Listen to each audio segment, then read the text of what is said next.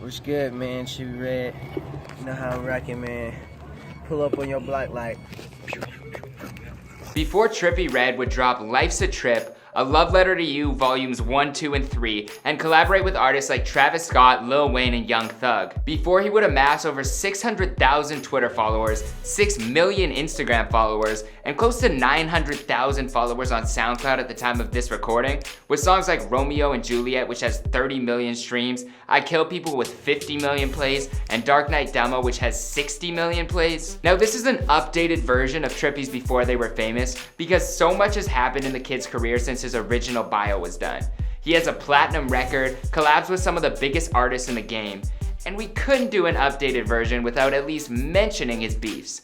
His recent beef with Tekashi has gotten slightly out of hand, but we'll get into all that shortly. When I called him, I tell him to pull up. You ain't pull up to the video shoot at all, bro. I was in the motherfucking warehouse. Good morning, afternoon, or evening, depending on when you're watching this. My name is Jeremy Hecht, and I'm your host today on Before They Were Famous. I'll be documenting the life and career of Trippie Red prior to fame, and I'll be doing a lot of hip-hop bios on this channel. I'm really passionate about telling stories that can inspire those of you watching who are looking for a way to make it yourself or just to learn more about your favorite artist. We've done tons of other bios on rappers from Lil Pump to J. Cole, and we've been doing some updated videos on rappers like Tyga and Lil Wayne. Also, if you haven't already, make sure to tune into Michael's new show, Famous News, Monday through Friday on this channel at 5 p.m. Eastern Time. They have a brand new set and the show is really entertaining, so check it out. But for now, let's jump into Trippie Red's come up.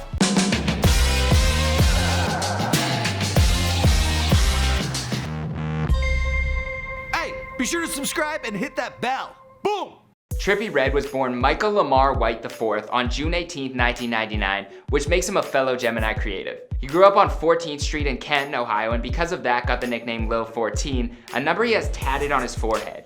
He said that there was a little group of people who lived on 14th Street who made music together, and that his grandmother still lives on the street to this day. If you look up 14 Angel or 1400 Angel, like there's really a big ass quote like this long about what the number 14 means and how much, like, it's an angel, bro. Alright, so in classic Before They Were Famous fashion, I did some digging and I found that paragraph. It says, Angel number 14 is a sign from your guardian angels that they are hard at work, helping you with a particular problem. Basically, Trippie's got an angel watching over him, giving him powers to speak in the most creative ways possible. Look, I'm big into numerology, so I believe it. And growing up in Canton, he might have needed an angel because according to Trippie, it's the second most dangerous city in America. Canton, most dangerous small city in America. Well, second. They call it Canton. What? The Electric City? I looked it up and Canton was actually number 2 on the most dangerous cities in America list in 2014. He says the amount of crime from robbing to gang-related activity is extremely high. And if his word wasn't enough proof, at the time of Trippie's birth, his father was incarcerated, forcing his mother to raise Trippie alone. He says nobody has ever made it out of Canton, except for Marilyn Manson. The singer actually went to church with Trippie's mother. Marilyn Manson's from Canton, Ohio. He went to church with my mother. Marilyn Manson in a church? Just seems like a pretty weird visual. But it wasn't all angels and gospel growing up. Trippie got into trouble and has gang affiliations with the Bloods, with the word red in his stage name referring to the gang's colors. But he really hasn't said too much more about that, and to be honest, I don't even want to go any deeper into it after seeing what happened because of Tekashi's affiliations. As for the name Trippie, his friends used to call him Trippie Hippie because of how much he liked to smoke, so he just combined the two words, trip and hippie. Makes sense. Growing up, he never really cared what people thought of him and says he would always dress pretty weird as a kid. At one point, he had a blonde afro. Trippie grew up in a musical home, with his mom always bumping artists like Beyonce, Nas, and Tupac. Trippie did some crate digging of his own to find artists like Lil Wayne, T-Pain, Gucci, Tyler the Creator, A$AP Rocky, Nirvana, and the band Kiss, who helped him appreciate melody. His diverse influences definitely show up in his music, and he says the goal is to do as many songs from as many different genres as possible in his career. It may surprise you, but he says that at the age of 12 or 13, he was actually writing super lyrical raps. Every time I freestyled, it was to impress people with that.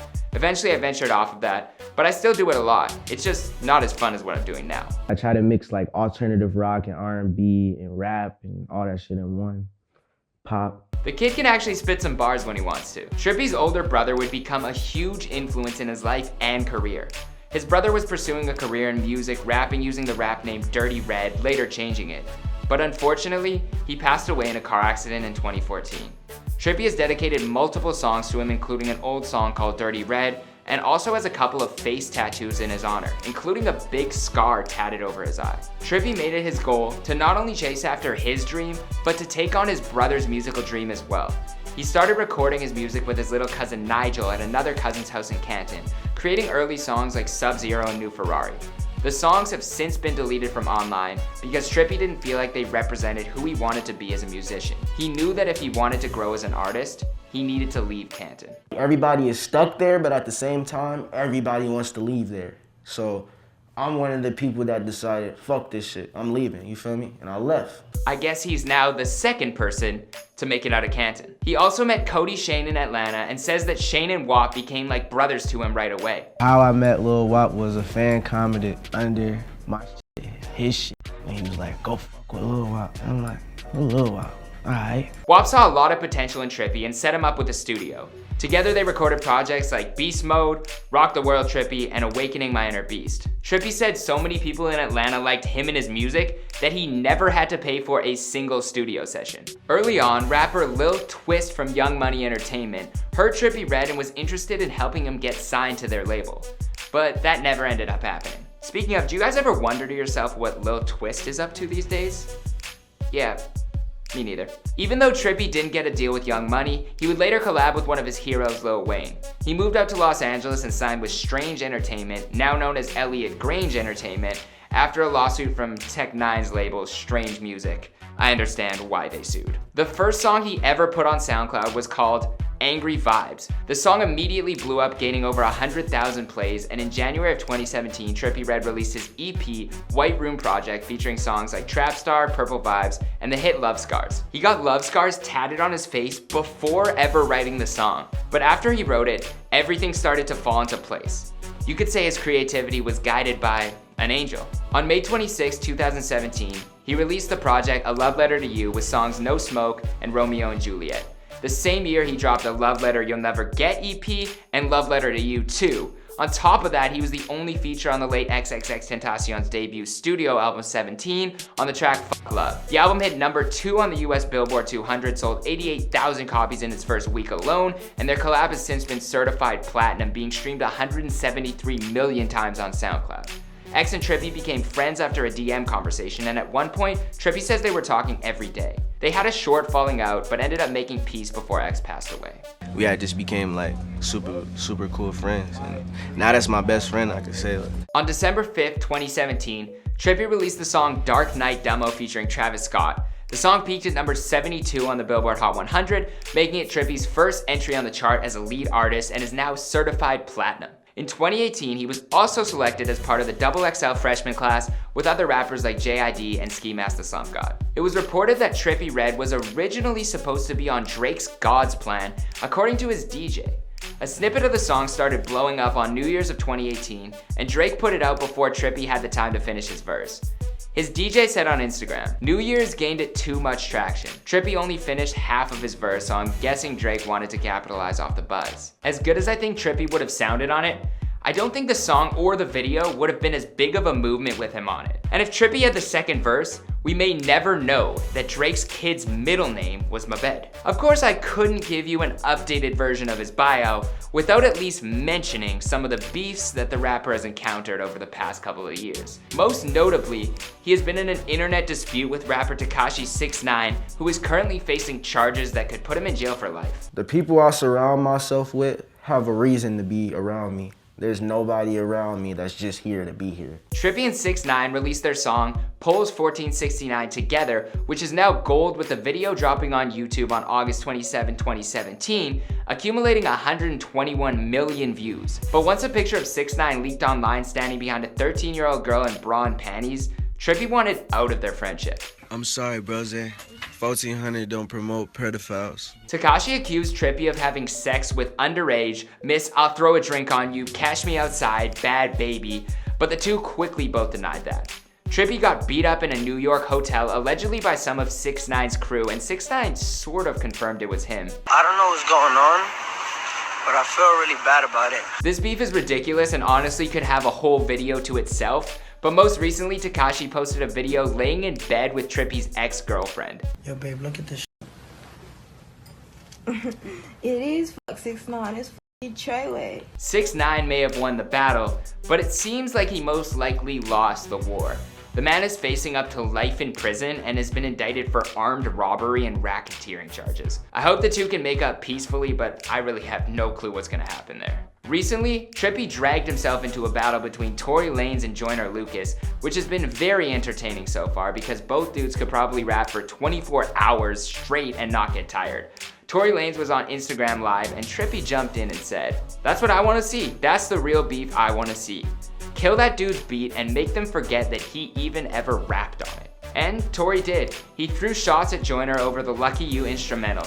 Joyner shot back with a freestyle over Tory and Meek's song Liddy and made the caption, "Let's play at Tory Lanez at Trippie Red" with a devil emoji. Kanye will tell you anytime someone uses a devil emoji, it's not good. And then they get mad about a beat and then send you purple demon emojis. On the track, Joyner poked shots at Trippie saying, "Me and 6ix9ine had Trippie Red's bitch on the couch. She was giving us a threesome." And Tory defended him on his Liddy Again freestyle in response, saying, "Dude says he's out here having threesomes with a dude that's in court dealing with the kid cases," referring to Trippie's ex-girlfriend who 6ix9ine claimed to be with and the court case that ended him and Trippie's friendship in the first place. But that's enough of the serious stuff. My absolute favorite beef of the year was between Trippie Red and none other than the King of Ohio, Mr. Private Jet Shad Moss, aka Bow Wow, who said he was the King of Ohio, where he was born, but he's also been claiming Atlanta as his home for a long time. So Trippie wasn't feeling that and threw some online shots at Shad. I think there was a little bit of a misunderstanding and I'm gonna leave it because I think Bow Wow deserves to catch a break. The man sold out Madison Square Garden at 13 years old and made Like Mike. So in my books, he can be the king of whatever state he pleases. On June 12, 2018, Trippie was arrested for alleged assault after a dispute in Atlanta, but was later released from jail on the same day as his 19th birthday.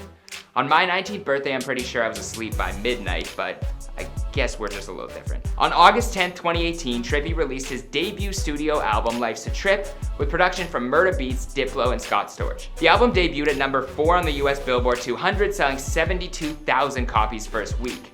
And most recently, he dropped A Love Letter to You 3, which includes the single Topanga, a Boy Meets World character who I had a huge crush on in middle school, and the song Negative Energy featuring his longtime friend Cody Shane. In the future, Trippie says he wants to win a Grammy. I'm trying to do my own shit. I'm trying to win Grammy nominated songs and all type of shit like. And just like him trying to smoke a blunt through a Gucci mask, everything he's done so far, well, it's worked out.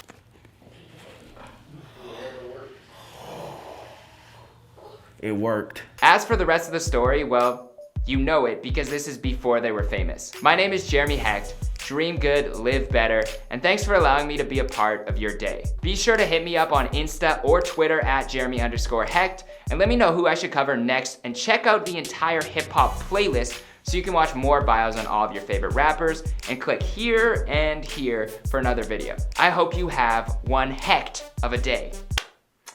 Yeah, that's gonna be my new outro. He says the amount of crime from robbing to gang-related activity, that's how soft I am that I can't even say gang-related activity without choking.